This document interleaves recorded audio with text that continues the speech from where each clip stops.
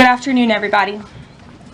President Trump campaigned on the promise to secure our homeland and deport violent alien criminals from our communities. That is why the American people overwhelmingly re-elected him back to this office, and it's why the American people defeated the Democrat Party in devastating fashion. Today, we have officially learned Democrat officials still refuse to accept the will of the American people. Maryland Democrat Senator Chris Van Hollen rushed to Dulles Airport this morning to fly to El Salvador, potentially using taxpayer dollars, to demand the release of deported illegal alien MS-13 terrorists. The Democrats and the media in this room have continually and wrongly labeled Kilmar Abrego Garcia as a Maryland father. There is no Maryland father. Let me reiterate. Kilmar Abrego Garcia is an illegal alien, MS-13 gang member and foreign terrorist who was deported back to his home country. And when Kilmar Abrego Garcia was originally arrested, he was wearing a sweatshirt with rolls of money covering the ears, mouth, and eyes of presidents on various currency denominations. This is a known MS-13 gang symbol of hear no evil, speak no evil, see no evil. Abrego Garcia was also arrested with two other well-known members of the vicious MS-13 gang. And two separate judges found that Abrego Garcia was a member of MS-13, and that finding has never been disputed. And just this morning, it was revealed through Maryland court documents that Abrego Garcia's wife petitioned for an order of protection against him for 2 instances of domestic violence in May of 2021. And here is the order right here. The court ordered that the respondent committed the following acts of abuse. Once in May of 2021, assault in any degree. And on May 4th of 2021, he punched and scratched his wife, ripped off her shirt, and grabbed and bruised her. This is from a court in Maryland. So not only are Democrats rushing to defend an illegal criminal foreign terrorist gang member, but also an apparent woman beater. To set all of that aside, the basic fact that he was illegally inside our country and had a lawful deportation order made him subject to removal back to his home country of El Salvador. And if he ever ends up back in the United States, he would immediately be deported again. Nothing will change the fact that Abrego Garcia will never be a Maryland father. He will never live in the United States of America again.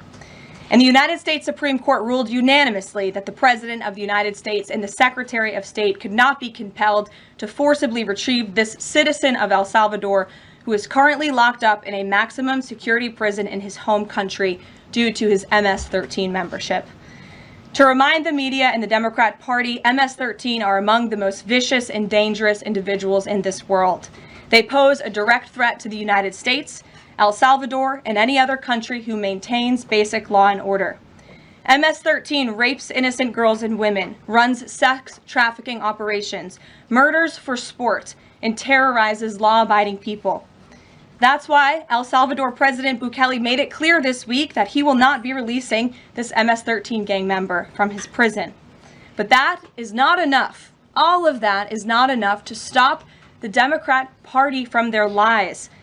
The number one issue they are focused on right now is bringing back this illegal alien terrorist to America. But where are the Democrats applauding the fact that southern border crossings just hit a historic low? Where are the Democrats supporting our brave men and women of law enforcement who are putting their lives on the line every single day to arrest the violent illegal alien invaders that the previous administration allowed into our country? And where are the Democrats when innocent Americans are victimized by illegal criminals that Joe Biden let in? It's appalling and sad that Senator Van Hollen and the Democrats applauding his trip to El Salvador today are incapable of having any shred of common sense or empathy for their own constituents and our citizens. Nobody knows this more than the woman standing to my right, Patty Morin, whose beautiful daughter Rachel was brutally maimed and murdered at the hands of an illegal alien in August of 2023. Patty no longer has her daughter because of the failed Democrat Party's open border, and these are policies that President Trump is bringing an end to. Patty should not have to be here today, but she is, and we are grateful and we are honored for her willingness and her request to share her powerful story with the world. Thank you, Patty, for being here. Thank you.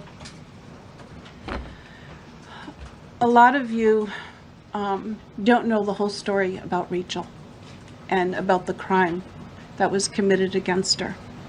Even us, her family, we didn't know all the details.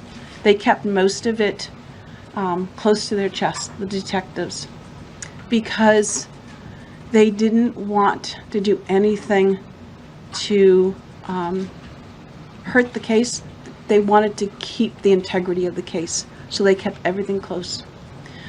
I sat for the last 2 weeks in her trial, and we saw layer upon layer upon layer of evidence against the accused, an illegal immigrant from El Salvador.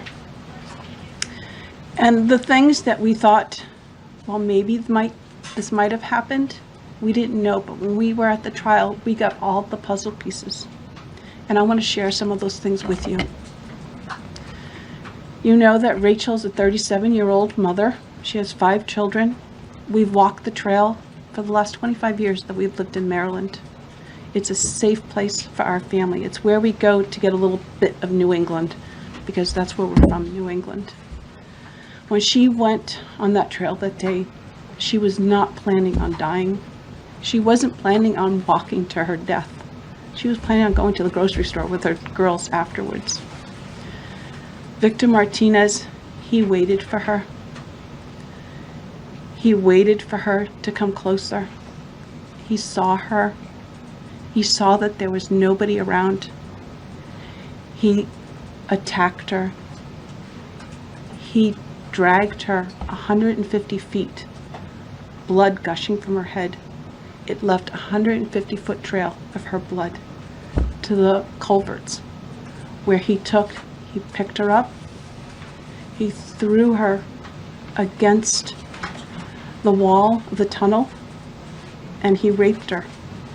But before he did that, he stopped on that trail, and rocks, still stained with her blood, he used them to hammer her head against those rocks.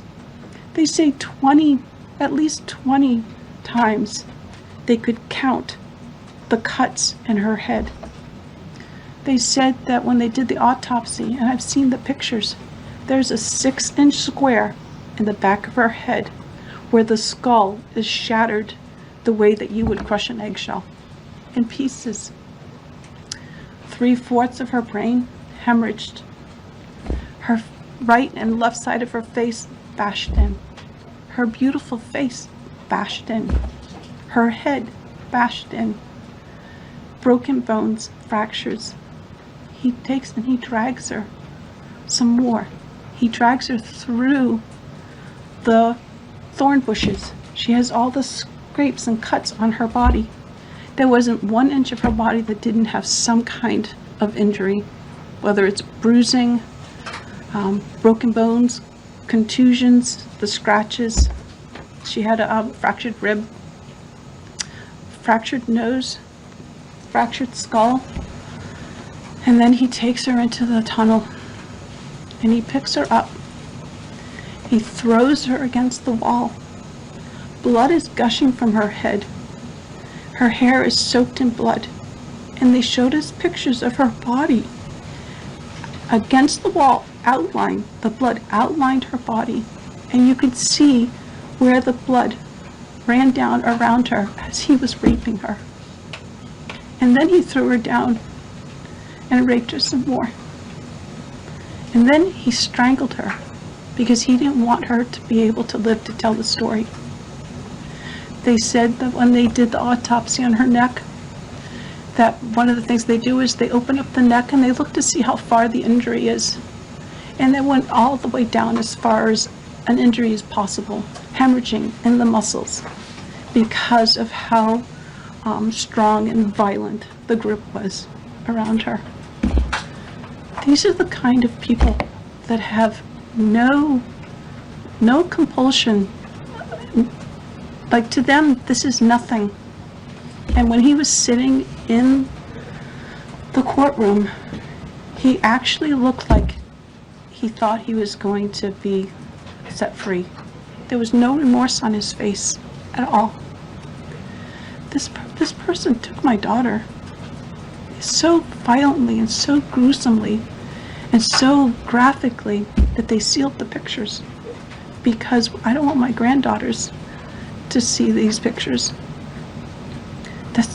These are the kind of criminals President Trump wants to remove from our country. These are the kind of criminals that we need to remove from our country.